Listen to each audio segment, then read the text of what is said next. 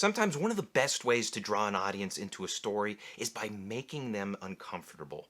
And we're going to talk about that today, so stick around. By the way, my name is Brandon McNulty. I'm the author of Bad Parts, also the author of Entry Wounds, and welcome to my writing channel. One of my subscribers wants to make people uncomfortable, so we're going to help him out today, and we're going to discuss this in detail, how to make people, specifically audiences, uncomfortable when they watch or read your stories. And one thing to keep in mind right up front is that different things will make different audiences uncomfortable. For instance, some of my friends, they can't watch a movie if there's blood and gore in it. Others, they don't mind it at all. But regardless of what kind of things are actually in your story, like the actual content, what you're seeing, what you're reading about, regardless of this, there are three specific things you can do to make an audience feel uncomfortable. We're going to talk about those three things today. I'm going to give some examples as I go along, and I'm also going to save some larger examples for the end. But we'll start off by discussing the first way to make your audience uncomfortable. And it's by showing abnormal behavior. And by this I mean when a character behaves in a way that is unusual, unexpected, or disturbing. And this can be non-threatening, it could be completely innocuous, or it could be potentially threatening. Whatever it is, as long as it's abnormal, this can really have an effect on your audience. And another thing to keep in mind with this is that sometimes when you try to overdo it, like when you try to be extremely abnormal or extremely threatening, sometimes that works against you. So sometimes the simpler things work here. Like in the Joker movie, for instance, if you remember toward the end when Arthur is applying his makeup, he takes his paintbrush and he starts dragging it up and down his tongue. And another example of this would be in The Shining when we see Jack Torrance just staring into space with that look on his face. It's very simple. There's nothing explicitly terrible about it, but just the way he looks is unsettling. The second way to make your audience uncomfortable is by dragging out tension. And this means that you're making the audience wait for something bad to happen. And the best horror stories do this. If you remember the movie Alien, toward the end when Ellen Ripley is trying to set up the self-destruct sequence for the ship, as she's going across the ship, she's waiting to be attacked by the alien. She knows it's going to come out at some point or another, and the audience is right there with her. We're waiting for it. When is it going to happen? When is it going to happen?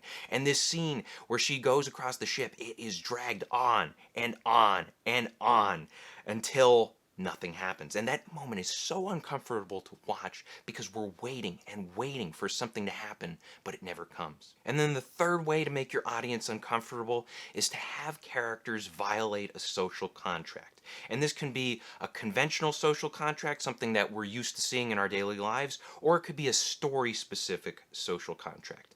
And basically what it means, anytime you are failing to meet expectations, either intentionally or by accident, that can create a lot of tension, can make your audience uncomfortable because of those social contracts. Now, if you're looking for examples, especially conventional examples, watch any episode of the TV show Seinfeld. This was a show that was just thriving off uncomfortable situations or characters saying things that made each other uncomfortable. It's amazing how many beautiful women live in New York. I actually find it kind of intimidating. Well, you're as pretty as any of them. Just need a nose job.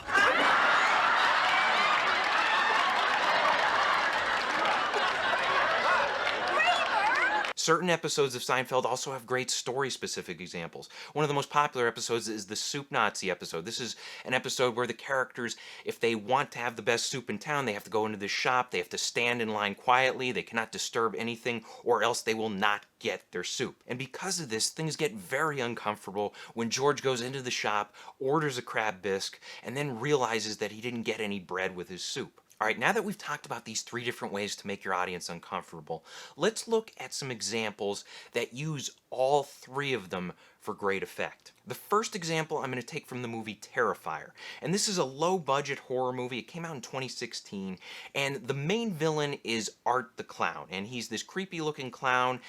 He's going around town on Halloween, and he's hunting down this one girl, and he's really creeping out on her, and early on, we see him in this pizza shop scene where he walks in and he sits down without ordering anything. And then he starts staring at the brunette. And he is very obvious about this. And this is a clear violation of the social contract because you don't just stare at random people you don't know. It's very uncomfortable to watch. And on top of this, it is dragged out over the course of this scene.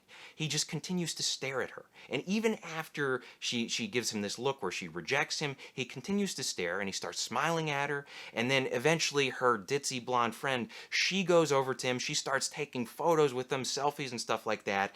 And he barely reacts at all. And even later on when the shop owner comes over to him and demands that Art order something, Art just continues to sit there like he's not even fazed at all by these other people. He is just completely absorbed by the brunette. And then finally at the end of the scene, he pulls another abnormal behavior. He goes and he buys her a plastic ring from one of those little quarter machines and he puts it on her finger. It's a very uncomfortable scene and it's got some great tension to it. All right, now for our second example, I'm going to take it from a novel because one of my subscribers reached out to me last week and he said, Brandon, you haven't been doing many examples from novels these days. Can you fix that? So we're going to take a look at Salem's Lot, and this is by Stephen King. It's a novel about a small town that gets overrun by vampires. And about midway through the story, there's a scene where one of our main characters, he's this boy named Mark Petrie. I think he's like 8 years old. And one night, late at night, he gets a visit from a friend of his who just shows up at his second floor window. And this friend has recently died, so something's going on here. I'm going to read it for you. Mark Petrie turned over in bed and looked through the window, and Danny Glick was staring at him through the glass, his skin grave pale, his eyes reddish and feral. Some dark substance was smeared about his lips and chin, and when he saw Mark looking at him, he smiled and showed teeth grown hideously long and sharp. "Let me in," the voice whispered, and Mark was not sure if the words had crossed dark air or were only in his mind. And right off the bat, it violates a social contract because you're not supposed to be knocking on somebody's window late at night, especially like a little kid's window. So already right off the bat, we have a social contract being violated. And then things get even more uncomfortable when we realize that a dead kid is staring at Mark through his window. And that naturally is just abnormal behavior. There's no way around it. And the details, his grave pale skin, his reddish eyes, the feral look in them, all of that is abnormal behavior, and the way that we keep getting these details just drags it out. So whenever you are just laying on details in your prose and your written out stories, that's a great way to drag out tension and to make things uncomfortable. All right, and then we'll take one last example. This one comes from Seinfeld, from an episode called The Pie.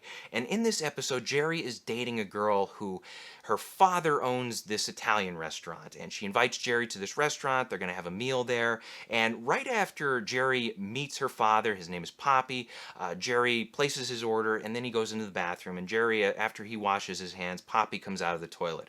And Poppy, instead of washing his hands, he just leaves the room, right after telling Jerry that he's going to personally prepare him his pizza. And this is, of course, a huge violation of the social contract. And on top of it, it's absurd because this guy works at a restaurant. He's supposed to wash his hands.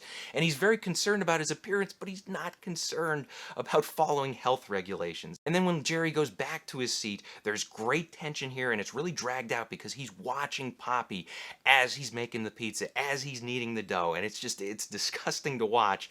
And eventually, Poppy serves him the pizza, and Jerry can't bring himself to take a bite. And there's also a violation of the social contract here because Jerry didn't tell his girlfriend what he saw in the bathroom. So when she tries the pizza and she's telling him to try a slice, all Jerry can do is say, no, no, no, I'm not touching this. So I hope this helps. Question of the day: what is one movie that made you very uncomfortable? Let us know in the comments section below. Thank you guys for watching. If you want to support the channel, please pick up a copy of either one of my novels. Also, be sure to check out my other videos. Hit the like and subscribe buttons for me. Share this video with a friend. And as always, remember to keep on writing.